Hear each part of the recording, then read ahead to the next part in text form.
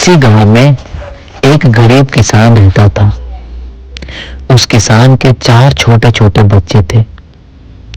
वह किसान अपने बच्चों की बेहतर भविष्य के लिए शहर में काम करता था और उनके 4 छोटे बच्चे एक छोटे से झोपड़े में उसी गांव में रहते थे।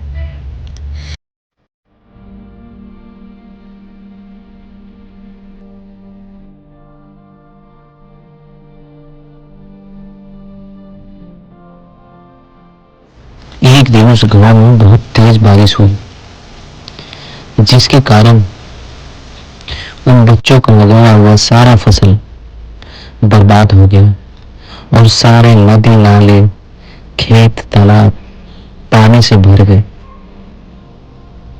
अगले दिन वे सारे बच्चे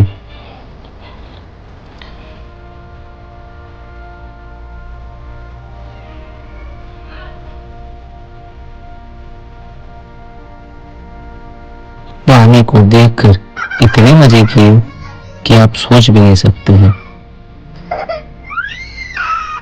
ये है मिस्टर गोरू, जिन्होंने अपनी चप्पल को ही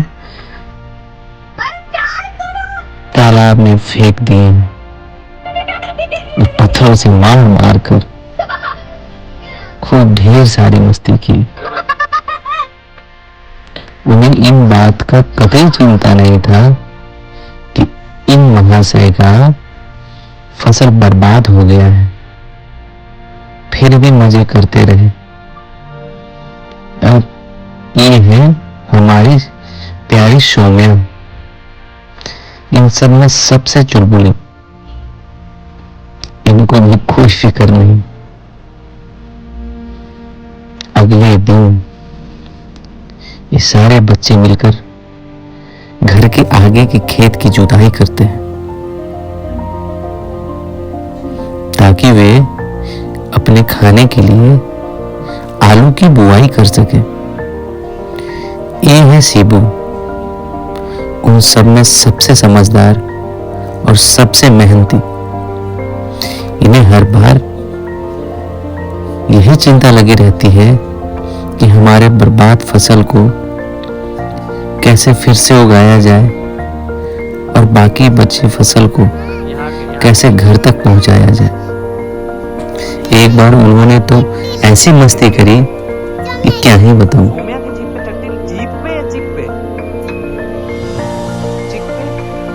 सौम्या, बोलो सही में तुम्हारी जीप में तुम्हारे पे टट्टी लगी है?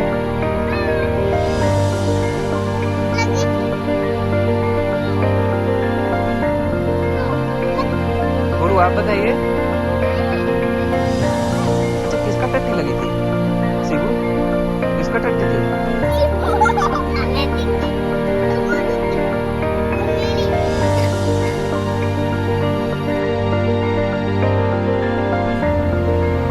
ये समझदार बच्चे फिर से अपने काम में लग गए। इन बच्चों के पास एक छोटा सा ट्रैक्टर था जिससे वह खेतों की जुताई करते और इस ट्रैक्टर का देखभाल ये हमारे विहान छोटे मियाँ के पास था। ये दिखने में छोटा बम है लेकिन धमाका बहुत बड़ा करते हैं। इनकी जिम्मेवारी था खेतों की जुताई करना। वे ट्रैक्टर का इतना ख्याल रखते जिसे अपने खुद का नहीं रख पाते। हैंडल का, चक्कों का, पूरे बॉडी का जांच पड़ताल करने के बाद ही अच्छे से खेतों का जुताई करते और एक साथ मिलकर मजे करते।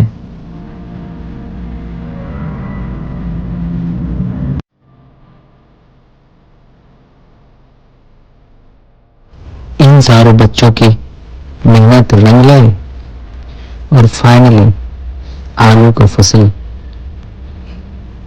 उग आया। ये देखो हमारे छोटे विहान में कितनी मेहनती हैं। आज भी आलू की सफाई में लगे हुए हैं। मिस्टर गोलू ये सोच रहे हैं कि अरे अभी इतने दिन हो गए, अभी तक एक भी आलू नहीं निकला।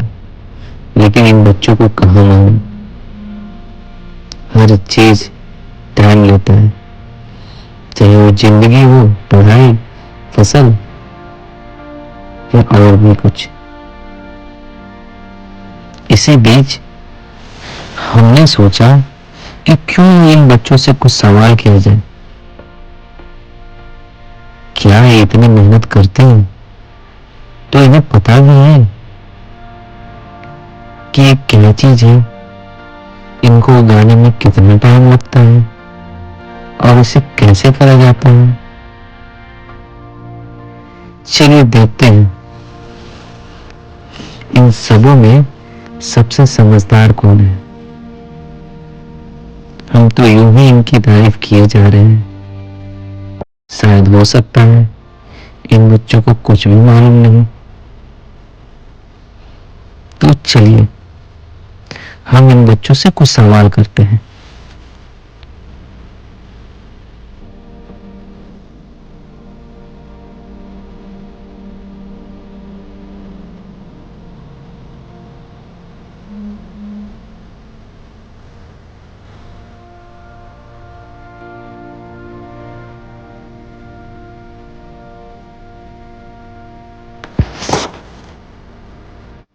ये किस्सा क्या थे बोलो, आप बताइए सो क्या, ये तो आप बताइए। Oh my God. शायद हम गलत थे। फाइनली इन बच्चों का बचा हुआ धान पककर तैयार हो चुका था। इसकी खुशी का ठिकाना गोलू मियाँ के पास बिल्कुल ना था। वे इस कदर धान को लहराते जैसे मानो इनके पास सोना ही हो। और ये देखिए मिस्टर छोटू मियाँ को कहीं भी गिर जाते, लेकिन मेहनत इनसे काफी हार मानता था। ये धान के खेत में ऐसे खड़े हैं जैसे इन्हें कोई प्राइज मिल रही है। अब इन बच्चों की बारी है इस धान की फसल की कटाई करना, उसकी रख रखाव करना। तो चलिए देखते हैं कैसे ये लोग अपना ड्यूटी निभाते हैं। फाइनली फसल कट चुकी है। हमारे सीबू मियाँ निगरानी करते हुए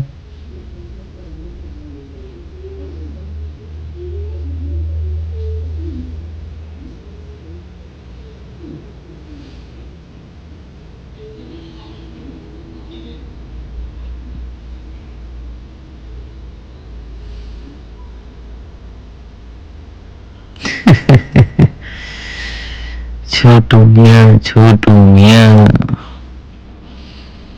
आप तो बड़े मियाँ के भी मियाँ हैं।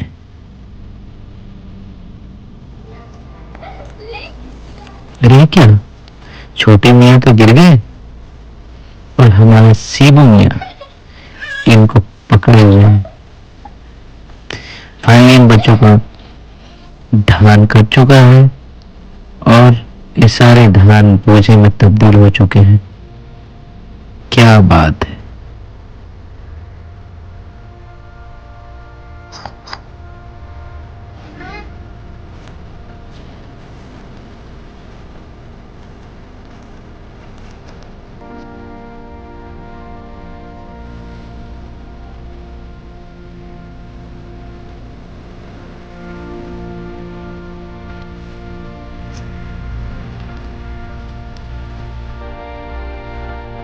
इन बच्चों की आपस की समझ देख के तुम्हें दंग ही रहेंगे।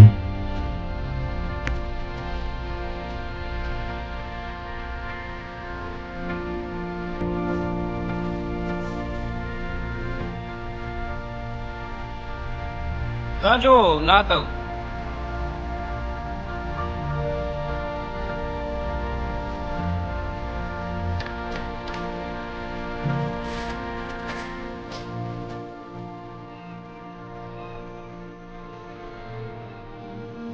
एक दिन ये सारे बच्चे चले गांव की सैर पे।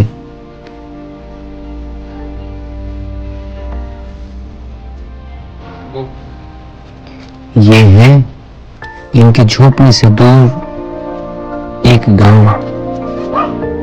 इन्होंने अचानक ही कुत्तों को देखा।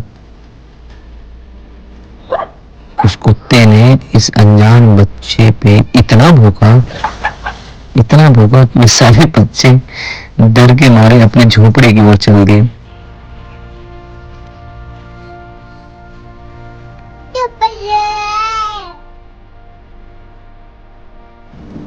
तभी छोटे मियाँ पेड़ पे चढ़े हुए दिखे।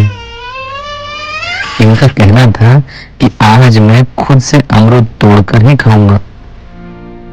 तो लग गए सारे भाई इस छोटे मियाँ को अमरूद खिलाने में, क्योंकि ये सारे जानते थे इनसे तो अमरूद टूटने से रहे। पत्थर मार मार कर सारे भाई थक गए, लेकिन अमरूद गिरने का तो नाम ही नहीं ले रहा था। तभी हमारे गोलू मियाँ ने डिसाइड किया कि क्यों ना मैं पेड़ पर ही चढ़ जाऊं। और पेड़ पर चढ़ने के बाद उन्होंने अमरूद तोड़कर दोनों भाइयों को खिलाया।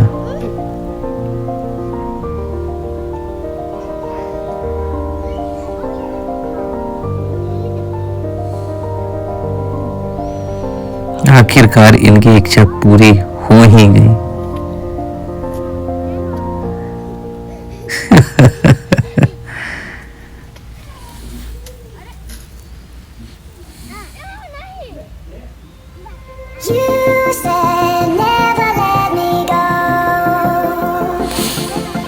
तो ये थी इन बच्चों की